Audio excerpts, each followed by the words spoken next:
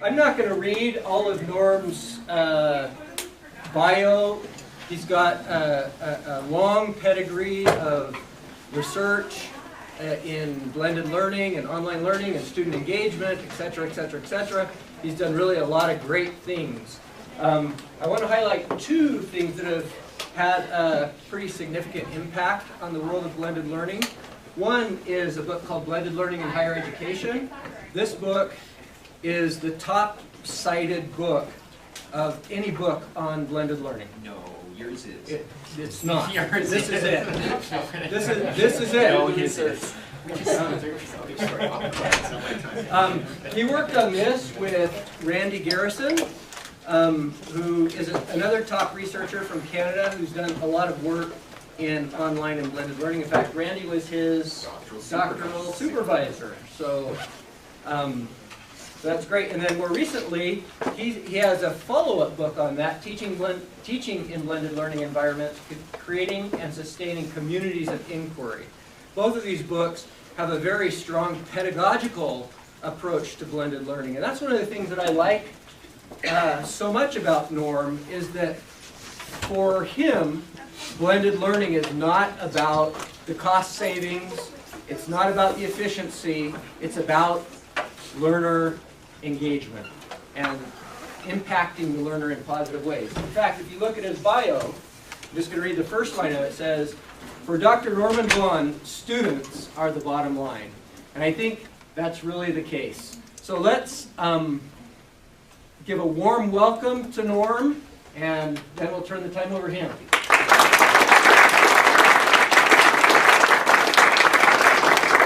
First, I just want to check, can you hear me at the back? Just, if I start going down, just give me the thumbs up. I'm teasing, we had a session this morning, and whenever I think of distance education, I think of people in the back row. So again, just make sure you can hear me. The second thing I want to really emphasize is just what a difference Charles has made in the world of blended learning. One of the things I learned early on in my graduate work is never do anything on your own. You know, it takes a village to raise a child, and how important collaboration is. So just want to give a shout out to Charles, because he's been a real pioneer in this area. I think a lot of you know the Blended Learning Research Perspectives, Volume 2 has just come out, and it's been wonderful because he's really helped to develop that sense of community. Now, the other thing, I was completely blown away by Lisa, Christine, Daniel, is Curtis, your set, and all the others. Sorry, Christine, yours as well. The sessions this morning. So what I'd like to do, I know not all of us were able to be there this morning, but I want to build on some of their work. So what I've found has been really useful for my students is more and more of my students are bringing these devices, laptops, tablets, whatever. Unfortunately, sometimes the tablets, it doesn't work perfect. So what I'd like us to do is, I know not everybody was here this morning, but this is going to be a bit of a reflective session. So I'm going to talk a little bit about student engagement. For those of you who were at the talk this morning, it's going to be a little simplistic, but let's go with it.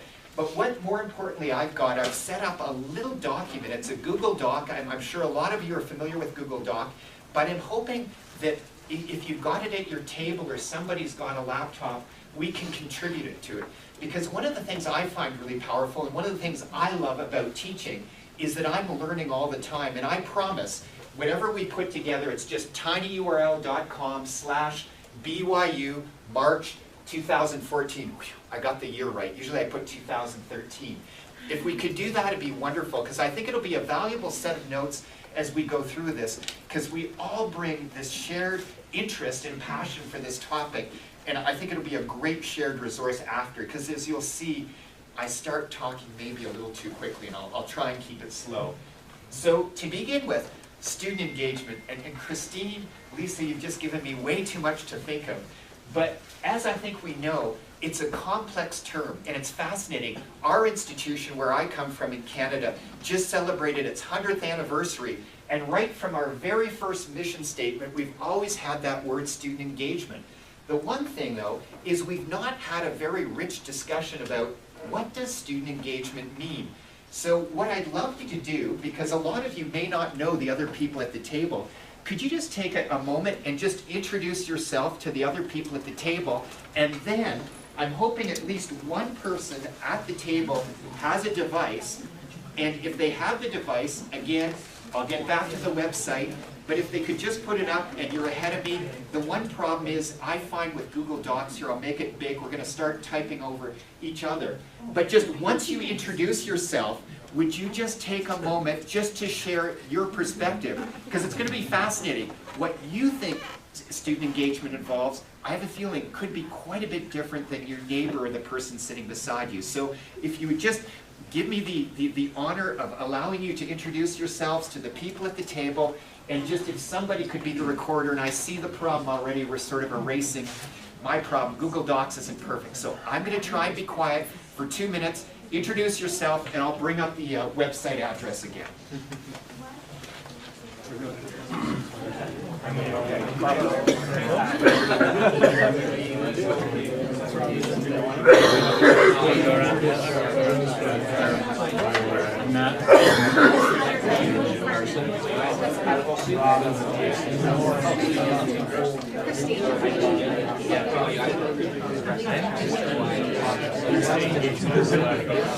There's some seats up here. Up here.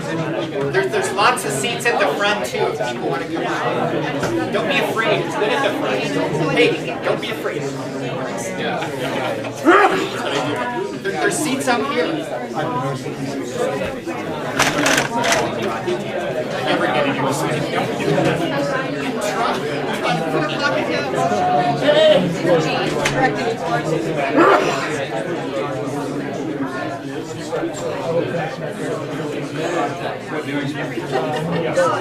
We're like,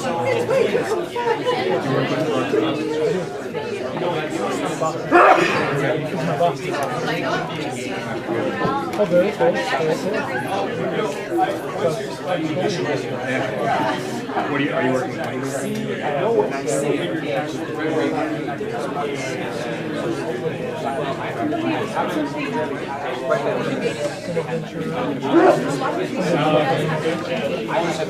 What's your background?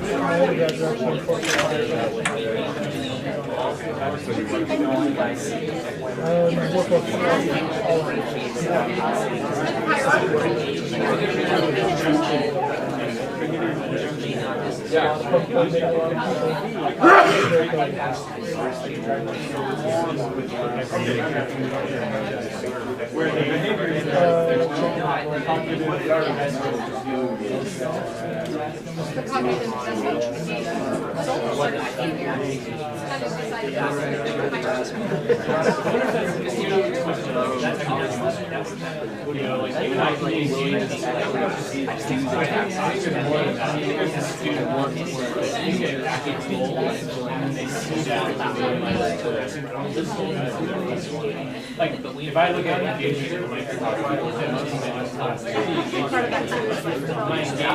I'm engaged in the class, when I see that class being a means to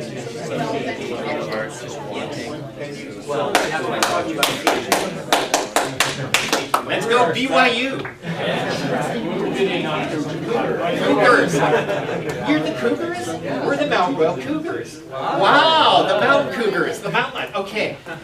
Again, I sensed engagement from my perspective, just the conversation.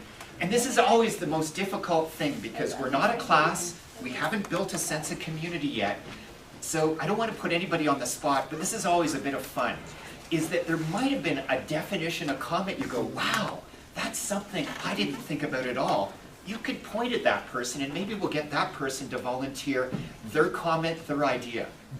Anybody willing to point at somebody? Yes, thank you.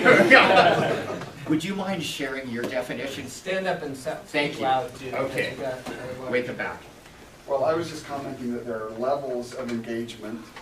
And kind of first level is we just want them to engage in the activities that are going on, but there's another level we really want them to get to, which is some form of self-investment, some form of embracing the role of learner beyond just what's going on in the classroom, embracing the subject, the community, and acting on their own motivation. Their own motivation, and I know I saw it, some of it got rubbed up, you know, in terms of developing who they are, the character, the moral traits. And again, I'm hoping that Lisa, Christine, Daniel, and Curtis will allow me to link, maybe if I could link to your PowerPoint, because we had a really rich discussion here. Just like you say, the different levels, the different entry points as way, the emotional, the social, the psychological, and the cognitive. Thanks for that. And again, I think we could easily spend the whole session just talking about that. What I thought I would do, again, is there's just so many different perspectives, is just sharing some of the readings that I've done.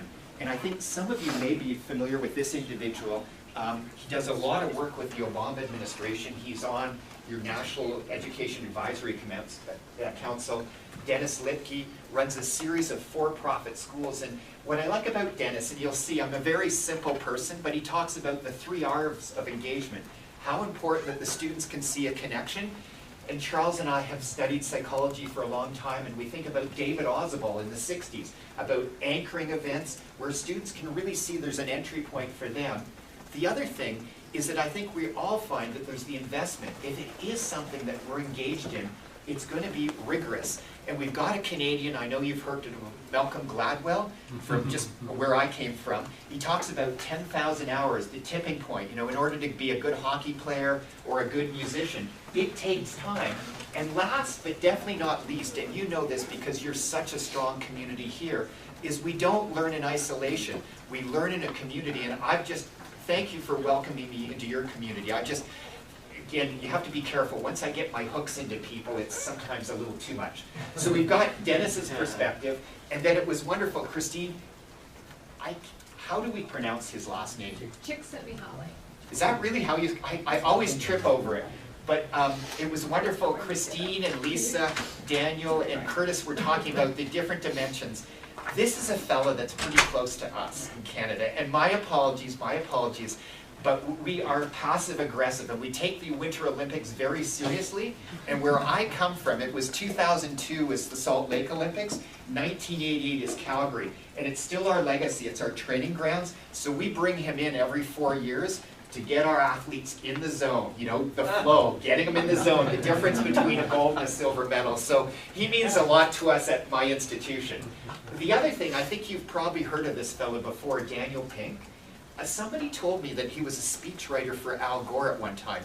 I'm not sure about that. But this is an interesting book to read because it gets at this idea of engagement. And a lot of the interviews were with Christine Csikszentmihalyi and with Dennis Lipke, because Daniel Pink sends all of his children to the BigPicture.org Profit School. So he talks about, again, with engagement, the sense of autonomy, the sense of mastery, and again, especially with the mission of BYU, that there's a sense of purpose. That just as you mentioned, it's not just engagement to be busy.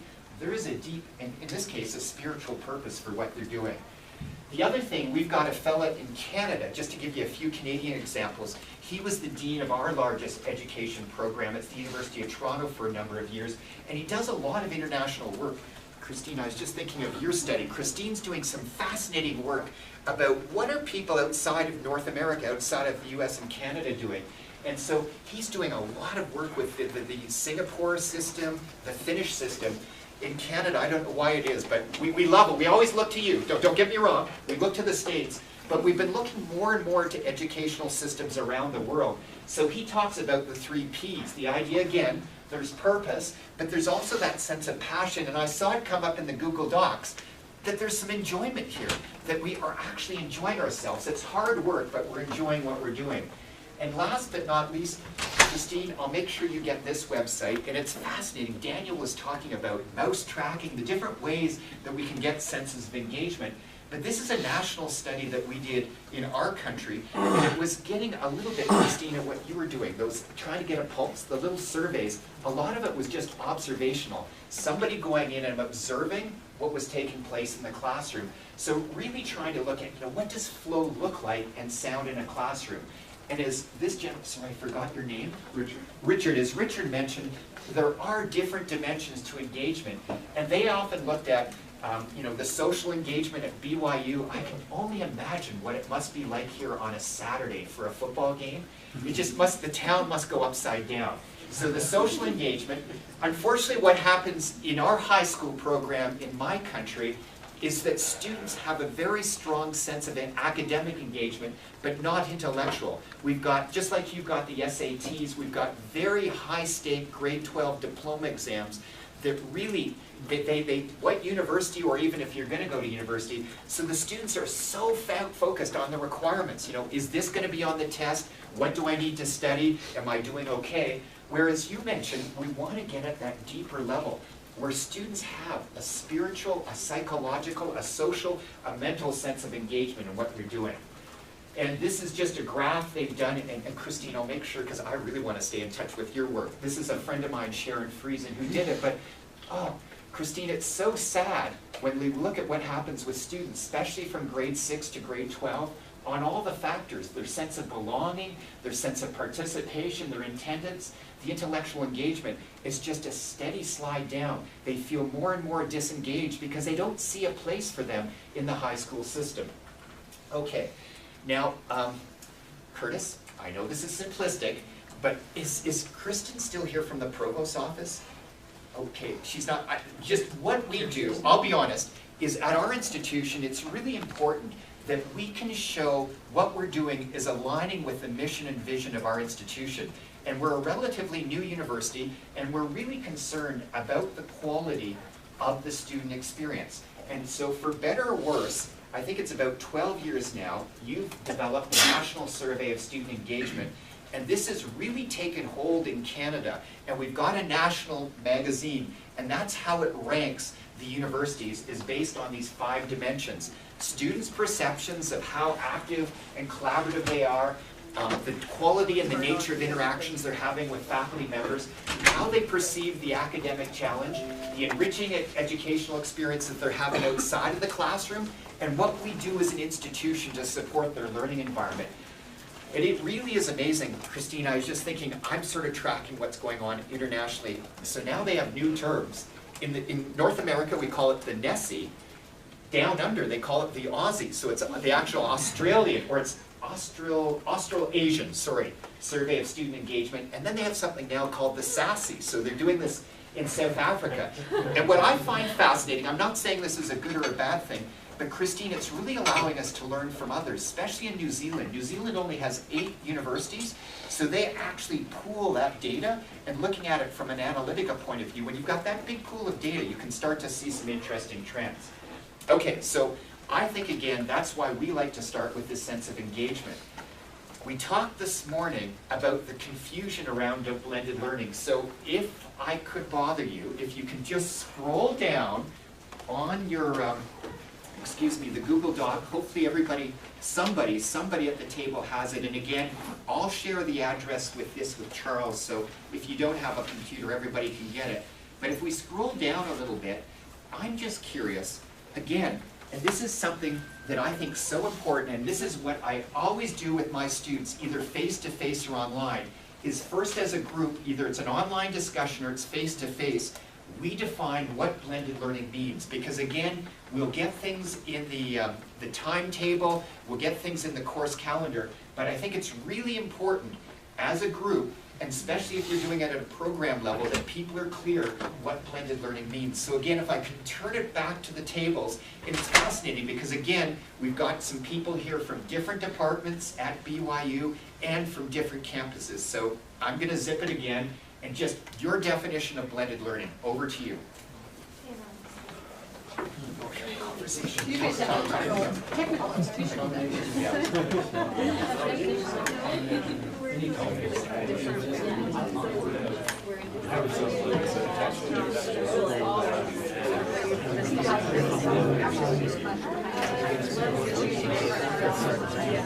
Basically a mix of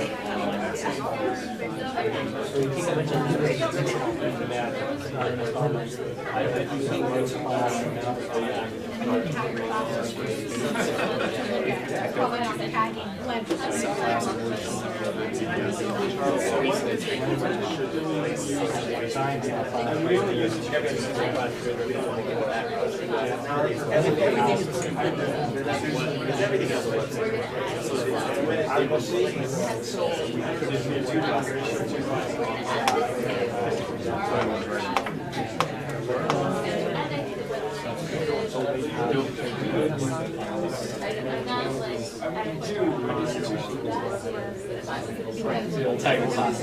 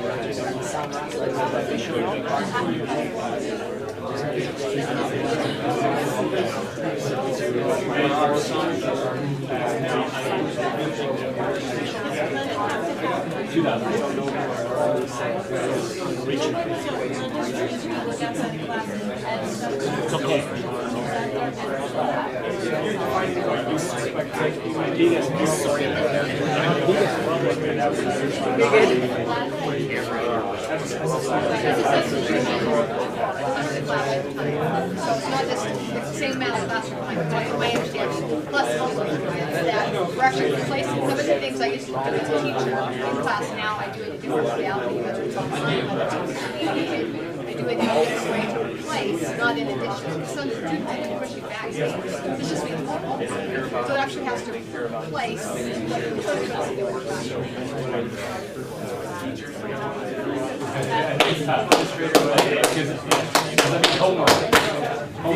This just again, at the back, I'll try and rein you in because once we get started going, we'll want to go forever.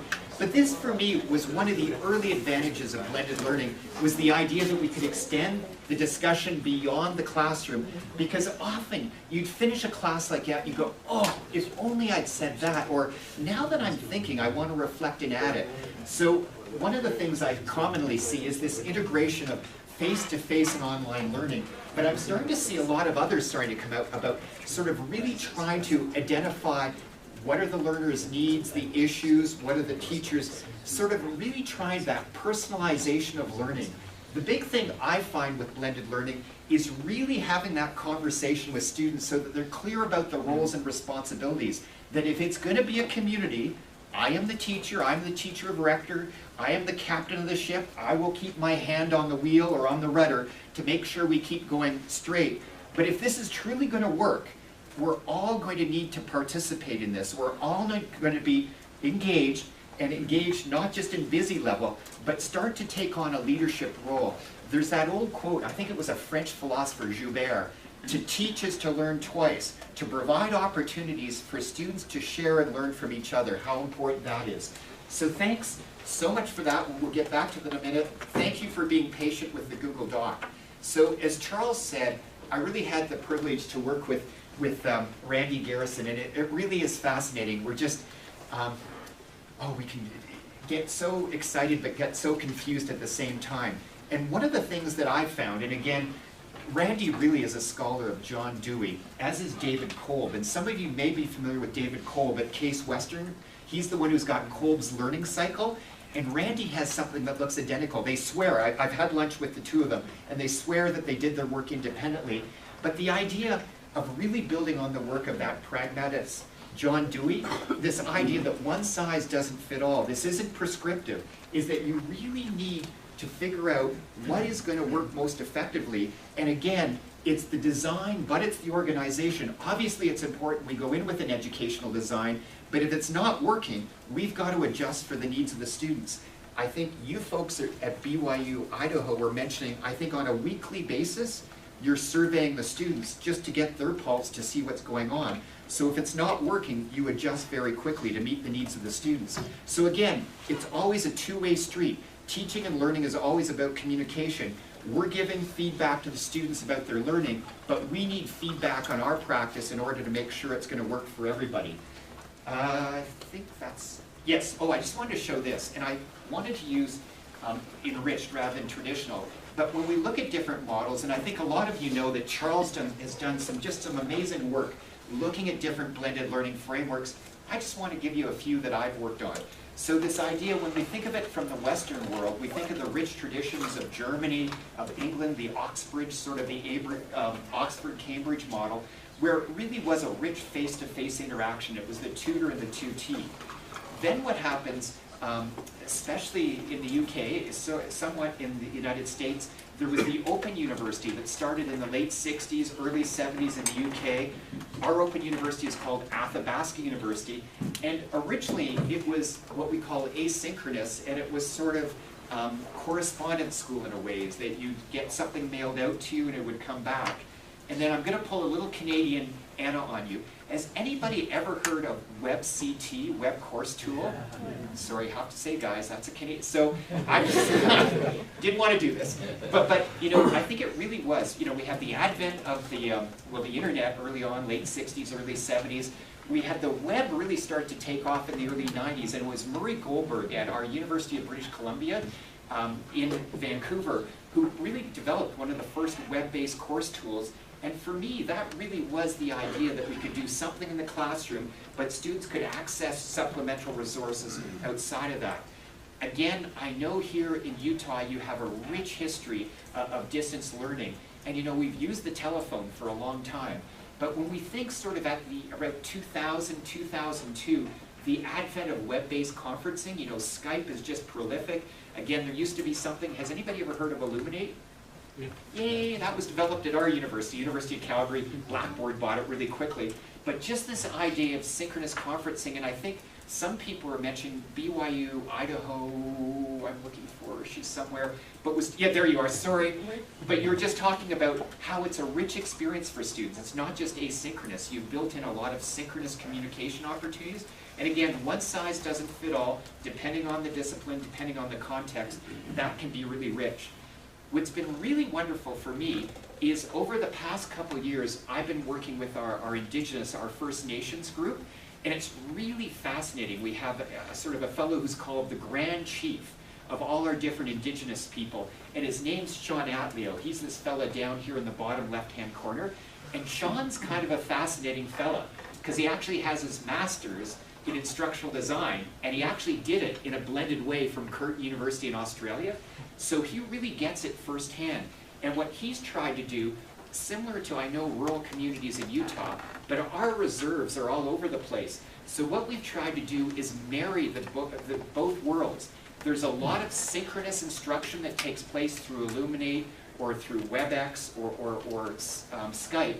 But what we found is really important is we need to have a local context. So what we've done is we've trained either local elders, people on the ground who really understand the local context and are able to provide that nurturing support that our students need. Again, for various reasons, a lot of our students on reserves are at risk, things like that, and this has been just a win-win for them. We've got an 80% completion rate over the past 10 years, and I'll make sure there's papers at the end of it, but it's just been a huge success story for us in Canada. And I think what's made it so successful, it really has been the collaboration between the technology, some of the ideas I have, but some of the local needs, how it's been suited. So we've got, working with our petroleum companies, we've got safe places to come on the reserves to learn. We've got really high-speed internet access through satellites. So there's a safe place for people to learn. And just like you were mentioning at BYU, Idaho, we have weekly tasks. So it's just trying to set goals on a weekly basis. Here's what we're going to do on a Monday. They sit down with their face-to-face mentor. Here's the goals we're trying to meet. Then on Friday, the online tutor goes through, assesses what's going on. Then on the next Monday, we reassess where we are and set our goals. Because again, we were talking this morning, and is it okay if I use the BYU numbers? So these weren't complete distance. These were independent online courses, but from the provost office, we heard, is it okay if I say this?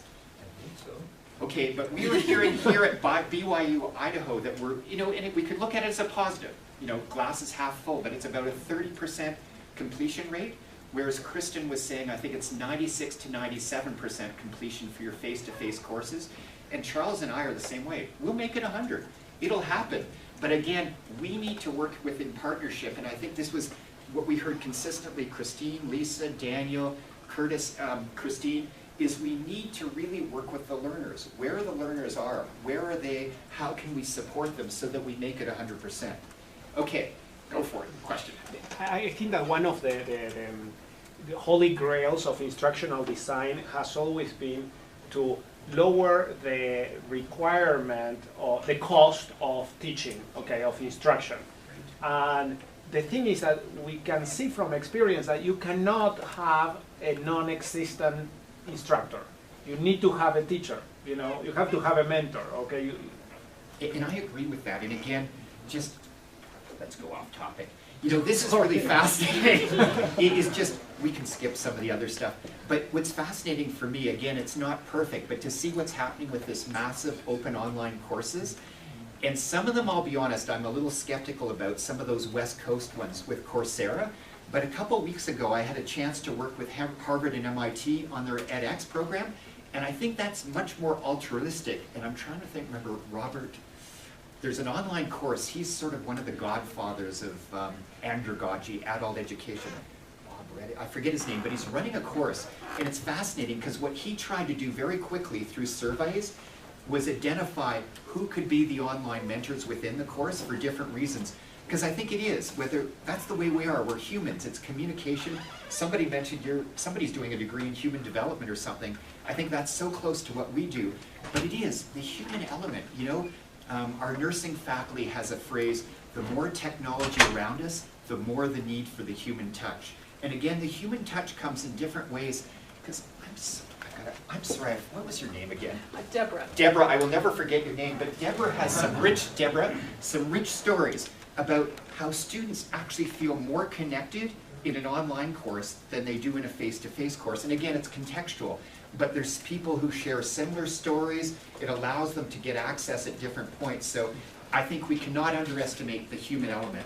So just on a positive note, because I don't want to run out of time here, we'll get rid of those, is I think a lot of you are familiar with this study, and I've made sure I put it in here. It was a couple years ago. It was a woman, Barbara Means, from the Stanford Research Institute, and I actually got to hear her speak a year ago. And the big thing she emphasized to me, it wasn't so much the modality, whether it was face-to-face, online, or blended.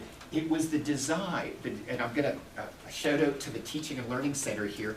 It was that it was redesigned in partnership. Again, there's just too much going on. Obviously, as faculty members, we have some pedagogical experience. We've got the subject matter expert, but we need to work with the librarians. It's key. We've got to work with the librarians. We've got to work with Student Learning Services, the ID department. We've got to work together. So her finding was, it wasn't, again, so much the modality, is that it was back to, like you said, instructional design. There was an intentional design. Christine, you had that this morning in your presentation. John Biggs, he's the father of constructive alignment. So we see that there's a clear alignment between the outcomes, the assessment, the activities, and the way that we're using tools. Okay, on the downside, just I want to share, and again, you can type in yours. The biggest issue we found with students at my institution, and this is primarily an undergraduate institution, there's always going to be technology issues.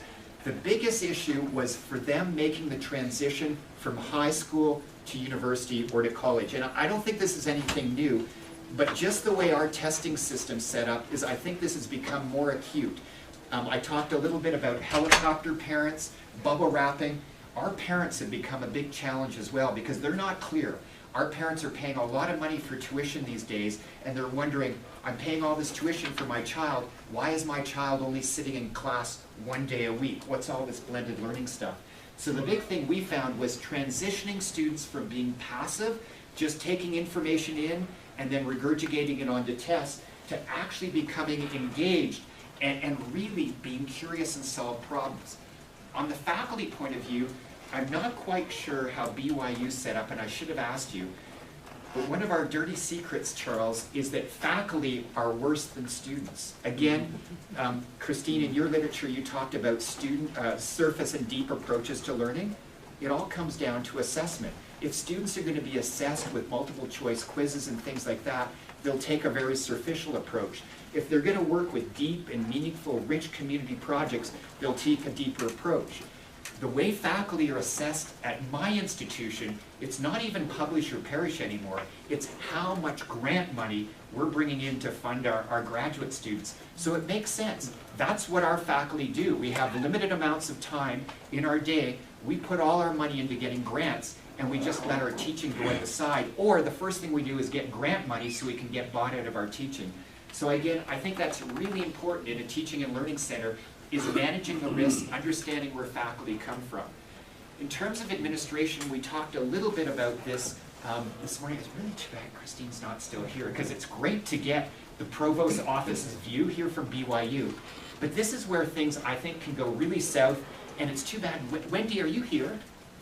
If Wendy, Wendy's gonna do an amazing session in 185 at 2 around faculty development.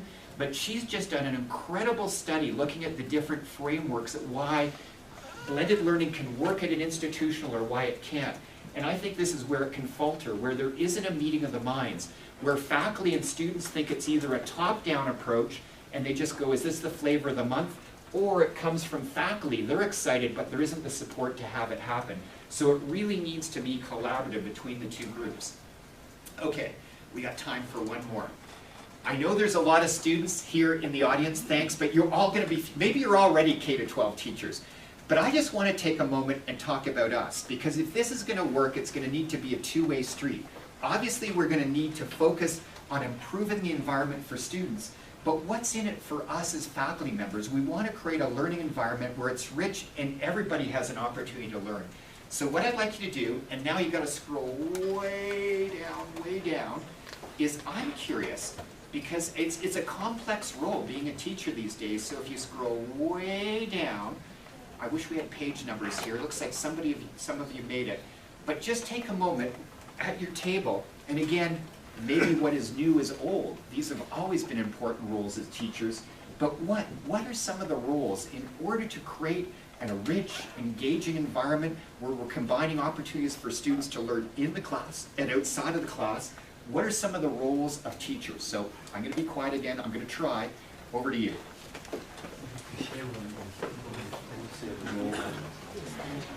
Did you say you're English faculty? Yeah. Yeah. Okay, our teacher has already engaged with this material in English. We're looking at taking that right. So you have you've read it in class. So two that come to my mind are that of energy, which I hear a lot of negative but I believe that's an important part. There's expertise. I mean, like If you have a curriculum,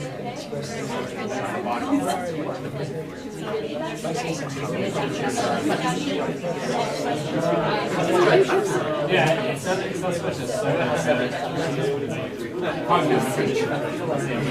yeah, you know how to think, like, you know how to think as an expert in that field, and you're trying to equip your students with that skill. I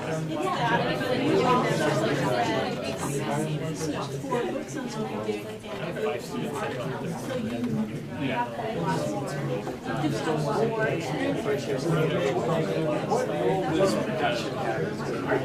but it has to be like passion. There have been content messages and like these and they don't inspire me to learn. It's like this one teacher that sat down and you're reading the short story. Just like big smile on his face, like guys, something about ROV. And he's just like, he's so excited. I was like, I'm excited. Like, I'm excited. I feel like you really need it, but you're already passionate. I'm going to give you some skills. I don't want you to just read through and say everything I've. So I had a new profession. Video production. And you know, I was a concerned student for making video production. But I wanted them to be able to go and create and be able to go through the process.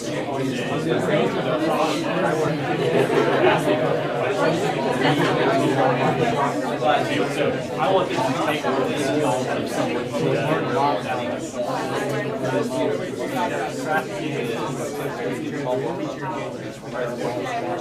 teachers have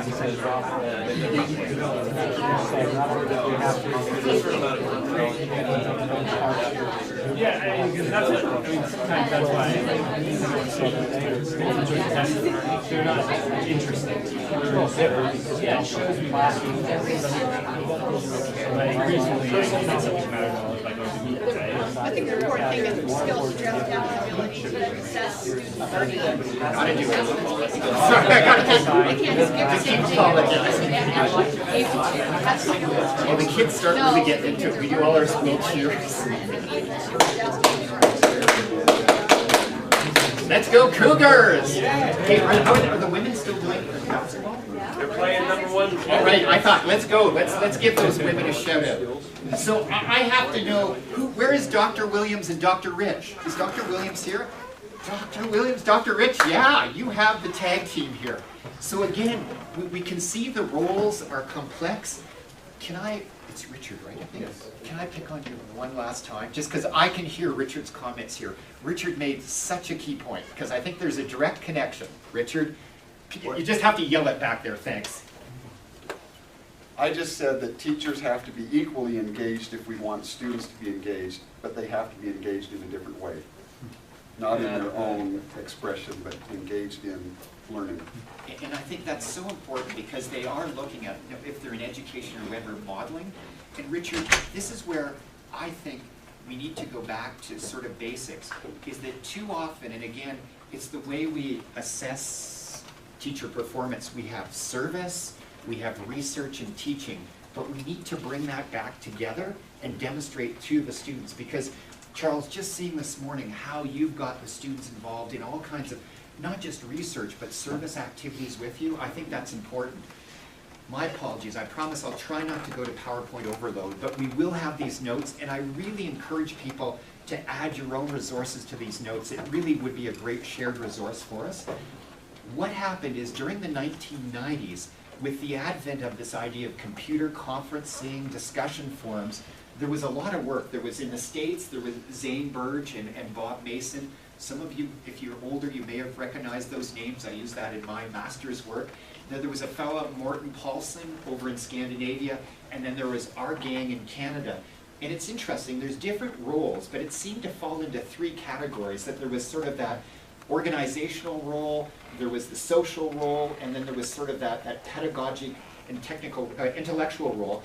This last one, this is something I think we have to be careful of, because we are the subject matter experts, we have that, but we all have wonderful resources here at BYU, Provo, and Idaho. We have to work in partnership, and I have to stop myself on this, is that obviously the students will probably go first to me for the technical support, but I don't know everything, and we've got wonderful supports for students to do that, so I think we need to make sure we delegate those responsibilities. We need to take a team approach. So as Charles mentioned, there was these three folks, they spent a lot of time having coffee together, where Charles's daughter is doing her mission right now in Edmonton. Beautiful place, just wouldn't recommend going in the winter. It's the University of Alberta. And they got, just like you have the National Research Council grants here in the States, they got one in Canada to take a look at, what's going on with online learning. And they came up with this idea of teaching, not teachers. So the idea it's teaching, it's shared responsibility. And what are some of the things we should look at in terms of not just the upfront design, but the organization as we go through a course? And there's often that idea about being, a sage on the stage and a guide on the side. And the idea, it isn't one without the other. There's times where we need to get in there, especially we're talking about discussion forums. If it's going south, if people are putting misinformation, one of the most difficult things I find for students is to unlearn what they've held to be a fact for them all the way through. And we've got to be more than a guide. We've got to be the leader. We've got to show the leadership. So just what we've done, and again, Charles, can I just put it up? Because I really give credit. The most important thing is, okay, this is gonna, sorry, sounds really sexist. Randy and I, when we get together, we have tunnel vision. I don't think we can come up with any new ideas. So we invited an amazing person. Her name's Marty Cleveland Innes. She's the dean or the director of all the distance programs at Athabasca Open University, and she convinced us, Charles, to publish this with AU Press. So this book is actually free online in an e-version. You just go Teaching Presence plus AU Press and you can get it all. And what we tried to do as a group, and again, I'll be honest, we tried not to be prescriptive, but a lot of people said, nice theoretical framework, guys, but could you give us a little more direction in terms of frameworks? How do we actually operationalize this? And so please do not confuse this with Art Chickering and Zeldin Gamson's work. They have the Penelpia 7 principles of good teaching practice, but we came up with a couple key design principles, a couple facilitation, and sort of 3 direct instruction. And again, it's just Teaching Presence, AU Press. I make sure that I'll put the direct link to the free PDF version. And again, take it for what it's worth. But I think it's really fascinating, Charles, just to move into the open publishing area. And what we did, we even broke it down to chapters, so you can just look at one chapter. And speaking with folks in teaching and learning centers, it makes something really rich just to look at one particular chapter. Okay, just a couple of things I want to do before we run out of time is that, again, this isn't new. I've had the privilege, our provost is from New Zealand, so I've had the privilege of working with him. They only have 8 universities, so they actually created their own national teaching and learning center that serves 8 universities. I think there's 5 on the North Island, 3 in the South Island. And in the Maori language, it's called ako, and it's beautiful. They don't have a separate word for teaching, a separate word for learning.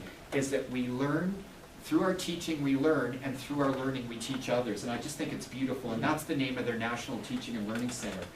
They had a wonderful fella, he's the one who sort of coined the term visible knowledge, visible learning, John Hattie. Christine, they couldn't afford him in New Zealand anymore. He's now in Melbourne, Australia. He runs this really large center. He was in the States, in Washington State, but he's done a lot of meta-analysis looking at about assessment and feedback.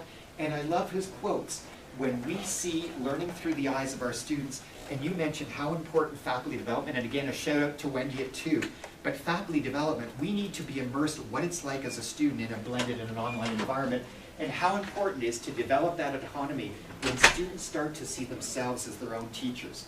So this is one last quote, and then I'm going to do a quick case study. This is from Herbert Simon, used to be the president of Carnegie Mellon University. And this is what I love what Charles is doing. Just, I don't know if you have any more room, Charles, but anybody, what a research team this morning. Because if we are going to make a difference, we've got to do it by community. That it's going to be a community-based research activity. It's not me or someone being the Lone Ranger. Because online teaching is not much different. You can go into a face-to-face classroom and close the door. I think you use Canvas, don't you? I can go into my Canvas site and not let anybody use it. So here's a very simplistic study of the last 5 minutes, what we tried to do at Mount Royal. And I just want to show you, it's a very simple study, but again, it was a community-based study. That's what's important to me. So what we did is the NESI really looks at the overall experience, but there's a wonderful fella, Bob Smallwood, Crimson Tide, the football guys. He's the director of the Office of Institutional Analysis at Auburn, University of Alabama. How could I forget that? His wife, Judy Wymet's the one who actually does the NESI questionnaires. He's developed a classroom survey of student engagement. And again, Christine, Lisa, it's very simplistic, but it starts to look at some of the behaviors, and at least it helps us have conversations with our faculty members about what they understand. So we were just looking at those 3 factors, and this study was conducted with 3 people. So it was conducted with my dean, so we had the administrative perspective, with me as a faculty member, and with a student of mine who I lost to nursing. She's doing her master's in nursing education, but I think that's wonderful.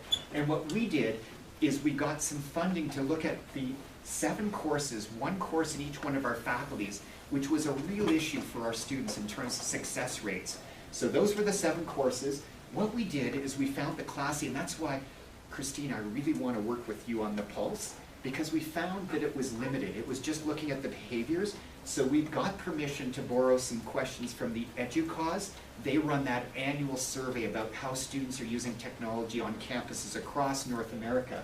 Put those together. Fiona's highly trained as a facilitator, and I'm going to be careful because I still feel like I'm 19, but students look at me and tell me something, whereas they'll tell other students something differently. So just how important, if we want to get at the student experience, we need students to help get at that. We looked at some very basic analytical information. We're using Blackboard, and then I summed it up with some instructor interviews in a focus group about how we could move forward with what we learned. So this is really simplistic stuff, and again, it's correlational, it's not causal, because who knows, these might have been the motivated students anyway, but we found those students who perceived that they were more active and collaborative were also the ones that got the highest final grades. And Christine, I'm looking at you because this is not great data, but our administration loves this. Because we were talking about it early on. They love data, and they will continue to fund this sort of work. What we're doing now is a longitudinal study over a program to see how students' perceptions change over 4 years. The other thing we did is, just like you use Canvas here, it's mandatory. All our faculty use a Blackboard site, so it's very simplistic. It's nothing. Daniel, that mouse tracking, you hit the nail on the head because it's just too sophisticated with the eyes. Just a shout out to Daniel, Daniel part of your research group or another group? But Daniel's doing some amazing information, or not information, just research about how students move mouses, and I think that really shows their emotional tendencies, the certainty. Ours was just simple, just, frequency of going to their Blackboard site. And again, it wasn't a perfect correlation, but just showing that those students who were more active were the ones who got the highest grades. We were able to drive down a little deeper, though, to see the intensity. And again, these were questions just not that you're using technology, but how are you using the technology to complete your assignments, to understand what's going on in the course. And we found that the intensity of course-related use, and this is where I've got to work with you, Christine, we've got to refine our questions, and we need to do it as a community. So just, again, it's not all about satisfaction. There was a really famous guy, Robert Perry, in the 1970s at Harvard, Perry's scheme of development, that often students are very unsatisfied with first-year courses, but they'll come back in fourth year and say, that was the course that really changed the way I think. So this is dangerous data to look at, but again, our administration loves it, especially if we're trying to get more students and get more funding for blended courses. This is what came out of the focus groups that Fiona did with the other students, and I was really impressed that students actually, again, I think it was Curtis, you were mentioning that technology can actually be a complete other layer of confusion for the students, but if we're using some consistency throughout the entire program, sorry, it was, yes, it was this, sorry, it was David. David, I'm sorry, David, give credit where it's due. But this is something that I was surprised at, because I always listen to those one or two voices. We hate it, we hate it, we hate projects. But I think students are seeing that more and more we need to work as a community, and that these tools are allowing them not just to work in class, but to work virtually. And again, just back to your point, the bottom line is the instructor. How important it is, not that just we have the knowledge of the content, and not that we're lowering expectations, but we have a sense of empathy, understanding. I saw a question back there. You talked about collaboration as a core value. Have you developed an instrument to measure your outcomes collaboratively? We've got to do that, because that's always where I say we get the push, because just the way a lot of our assessment is developed. It's still individual. Exactly, and I hate to say, even with our group work, there's, I think you've worked with Larry Mickelson. There's a fellow in the States, it's called team-based learning. I thought you had, or that's Steve Fink, sorry. You're always involved in everything, but the team-based, but that's the thing I find, is at the end of the day, we still separate it. We haven't come up.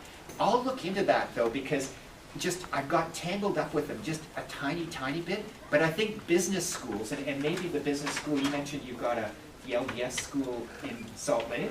There's LDS Business College, but there's also really strong business school here. But I think the business folks are at, just from my perspective, Charles, are at the leading edge of this, because they're really trying to promote that collaboration. So sorry I don't have an answer for that. I know people are going to have to go. I'll be honest, this was really exciting for me, because the least effective aspects were great conversation entry points for us with the students. So whether we like it or not, learning takes effort. It takes directed effort, just that you're not randomly engaged, you're not randomly memorizing things. But this was a great conversation we could have with students, that yes, it's going to be hard work. Yes, the semester system or the quarter system is different than what you're used to in high school. And yes, you still have to read. It's not just scanning, it's reading. And the importance of reading, and I think we've got somebody here from the English department, like really reading for purpose. And out of class time, this is something that we need to work on as faculty. I hate it, one last thing. it's a fine line between being in a groove and a rut. A lot of us faculty members have taught these courses for a number of years, so we assume that everybody should know what we're talking about and how important it is when we're redesigning courses for online or blended learning, that we involve previous students in piloting, because they can tell us, no, that's not going to make sense. And last but not least, the focus on inquiry-based learning and explaining to students why this is important, why this is an important a habit of mind to have. And I think with that, I ran out of time, but I'll be able to stick around. I know that people, look, I did it right at once. Thank